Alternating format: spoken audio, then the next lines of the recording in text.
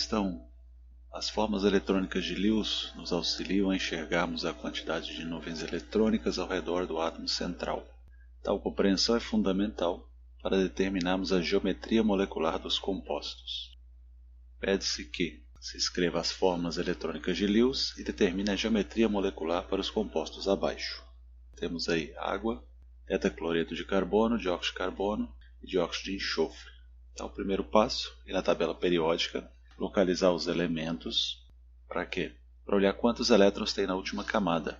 Por quê? Pelo número de elétrons da última camada, nós sabemos quantas ligações eles precisam. Exemplo, pegar o oxigênio, que está na família 16, tem 6 elétrons na última camada. De acordo com a teoria do octeto, para ficar estável tem que ter 8. Então, tendo 6, precisa de 2. E o número de elétrons que o átomo precisa para chegar à estabilidade e ficar parecido com o gás nobre é o número de ligações que ele faz. Então, o oxigênio, precisando de 2 elétrons, ele vai fazer 2 ligações. O hidrogênio está na família 1, só tem 1 elétron, porém o hidrogênio não vai chegar em 8, ele vai chegar em 2, como é o hélio, gás hélio. Por quê? Porque ele só tem uma camada, só pode ter 2 elétrons. Cloro está na família 17, 7 elétrons, falta 1, faz uma ligação. Carbono, família 14, 4 elétrons, faltam 4, 4 ligações. O enxofre está na mesma coluna do oxigênio, então a valência dele é a mesma, 6 elétrons, vai fazer 2 ligações também.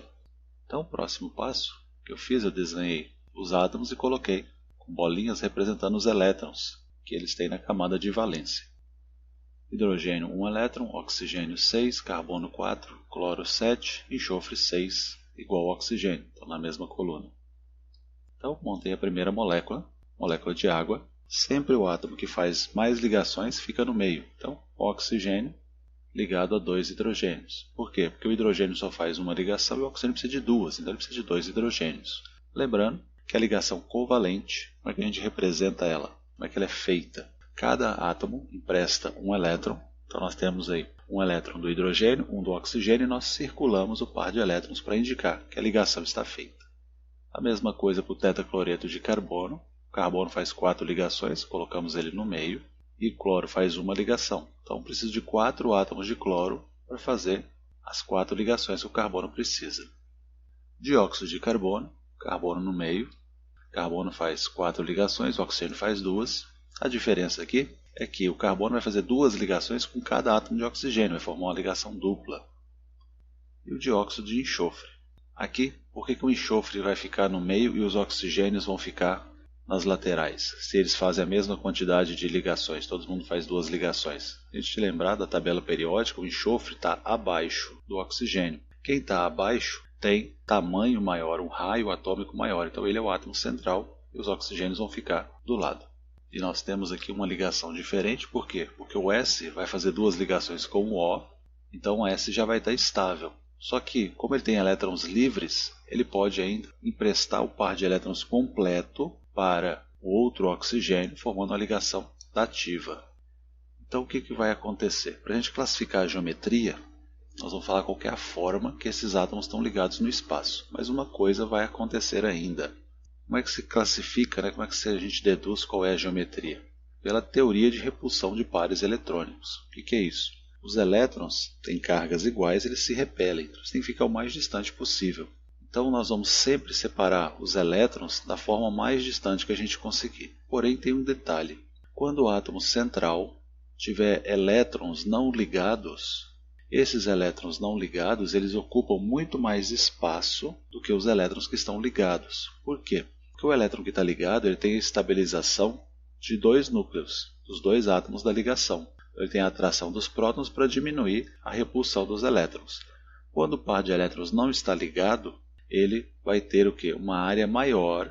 Por quê? Porque ele está sendo estabilizado apenas por um núcleo. Então, toda vez que nós formos fazer a geometria de uma molécula e o átomo central possuir elétrons não ligados, esses elétrons não ligados vão deformar a geometria, vão empurrar as ligações. Então, a molécula de água, que a princípio parece que ela é linear, o par de elétrons vai empurrar essas ligações, tornando-a angular. Essa é a geometria da água. Para 4 ligações, que é o caso do tetracloreto de carbono, a única geometria disponível para nós aqui é tetraédrica. O dióxido de carbono, CO2, não sobrou elétrons não ligados no átomo central, não tem deformação de geometria. Então, a maior distância que a gente pode colocar os dois oxigênios aí para colocar as ligações o mais distante possível é nas pontas de uma linha, né? Então, a geometria linear. O SO2 acontece a mesma coisa, vai sobrar elétrons não ligados, vão deformar a geometria e ela vai se tornar angular também. Questão 2. Em uma breve ida ao supermercado, encontramos diversos produtos que apresentam funções orgânicas que contêm oxigênio, tais como a cerveja, que contém a função álcool, removedor de esmalte da unha, que contém a função cetona, o vinagre, que contém a função ácido carboxílico, por exemplo. Abaixo temos a forma estrutural de dois compostos. As funções orgânicas oxigenadas presentes nesses compostos são. Então, primeira coisa, tomar cuidado, que tem funções aqui que não são oxigenadas. Por exemplo, a função amina, que eu tenho um carbono ligado ao nitrogênio. O exercício só está pedindo as oxigenadas. Então, se a gente olhar as respostas, antes de olhar as imagens aqui das representações, o que nós podemos já fazer? Na letra A, ó, tem a função amina escrito. A função amina é C com N, não tem oxigênio. Então a letra A a gente descarta. A letra E também tem amina, a gente descarta. Então antes de começar o exercício, a letra A e a letra E já estão fora. Então vamos procurar agora as funções oxigenadas, aquelas que têm oxigênio. Então na primeira molécula, nós temos aqui uma amida, C-O-N, temos fenol, temos cetona, temos enol, quando o OH está ligado a um carbono insaturado e não é aromático, é função enol. Temos álcool, outra cetona, outra amida, outra enol. E as outras funções que apareceram aqui foram aminas, mas elas não contam por quê? Porque não tem oxigênio nessa função. No segundo composto, nós temos aqui a função éter, oxigênio entre dois carbonos. Temos a função éster, C-O-O-C. Temos a função cetona, função fenol e função álcool na ponta. Então, com essas funções, nós podemos marcar a resposta correta. Então, letra B de bola, fenol. Encontramos fenol, álcool, os dois compostos têm álcool. Cetona, encontramos nos dois também, e éter no segundo composto. Então, letra B de bola correta. Na letra C, o ácido carboxílico C-OOH não foi encontrado em nenhuma das moléculas. Na letra D, função aldeído não foi encontrada, C-OH, e hidrocarboneto. Não tem como ter hidrocarboneto se nós temos qualquer átomo diferente de carbono e hidrogênio. Então, letra B de bola, resposta correta.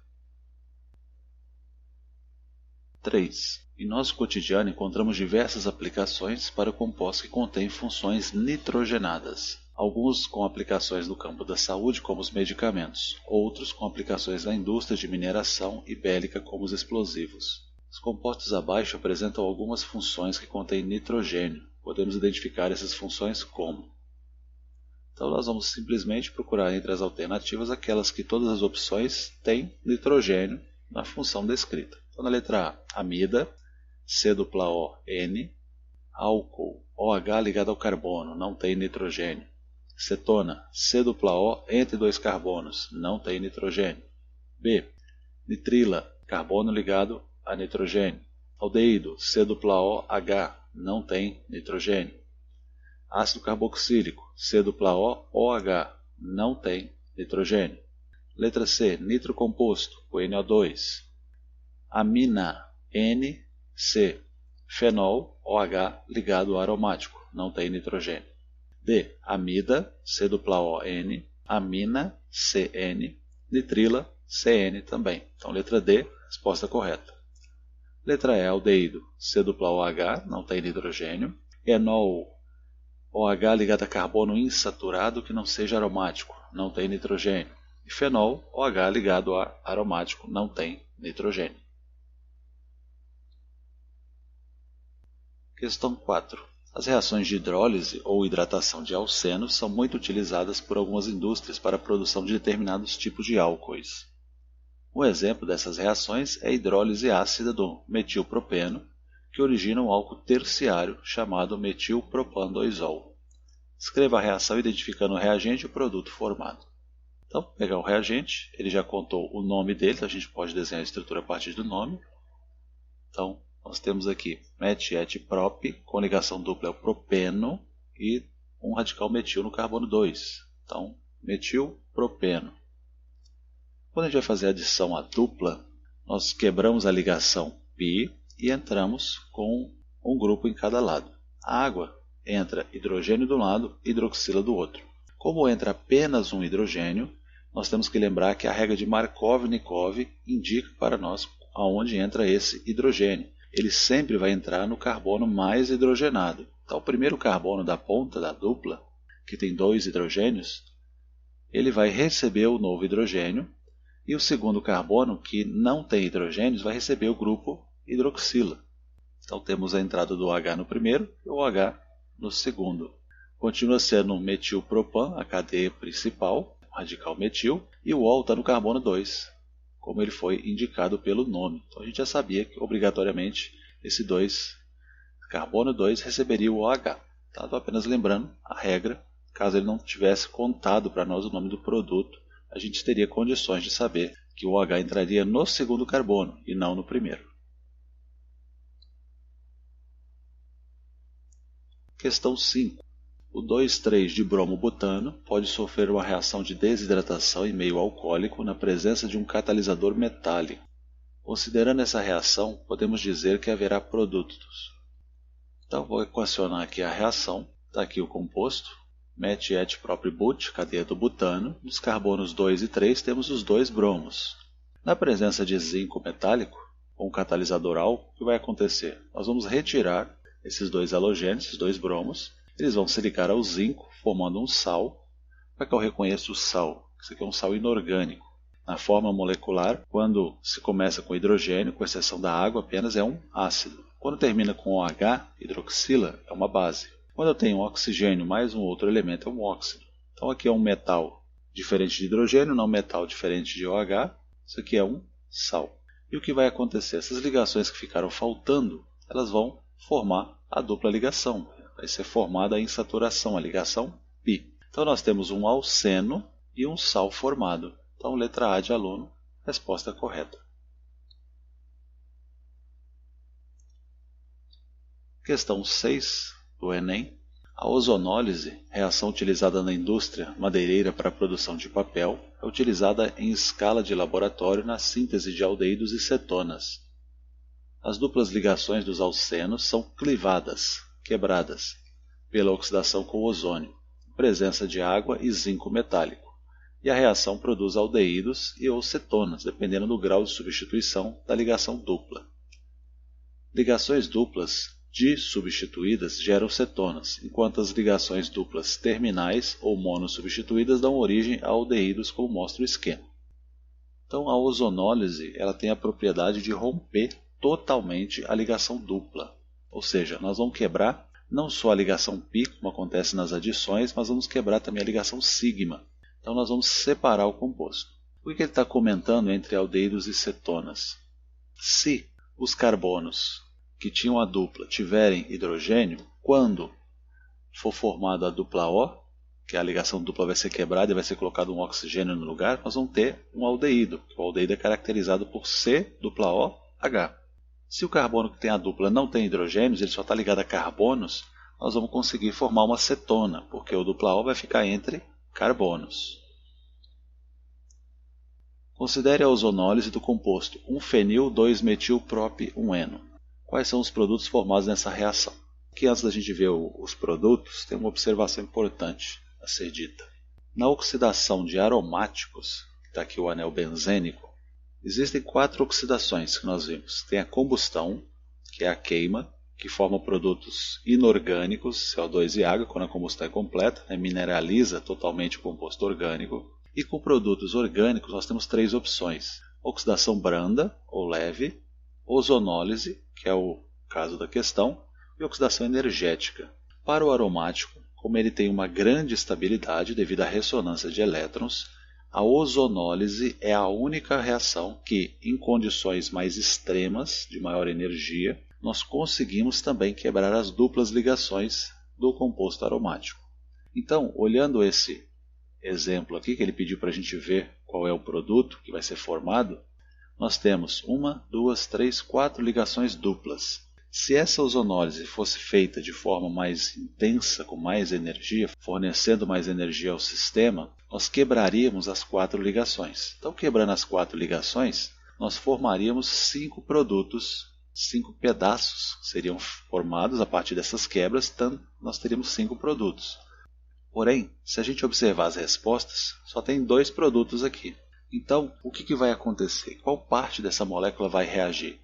Vai ser a parte que não é aromática, porque é a parte que é mais fácil de ocorrer a reação. Então, o que nós teremos? Nós vamos romper essa ligação dupla e vamos formar 2 produtos, colocando dupla O no lugar onde existia a dupla C. Então, vai ser formado aqui a função aldeído ligado ao benzeno. Então, o nome desse composto é benzaldeído. E aqui nós temos um C-O entre 2 carbonos, é uma função cetona. Então, met, et, prop, essa aqui é a propanona. Então, nós temos benzaldeído e propanona formados, letra A de aluno, resposta correta.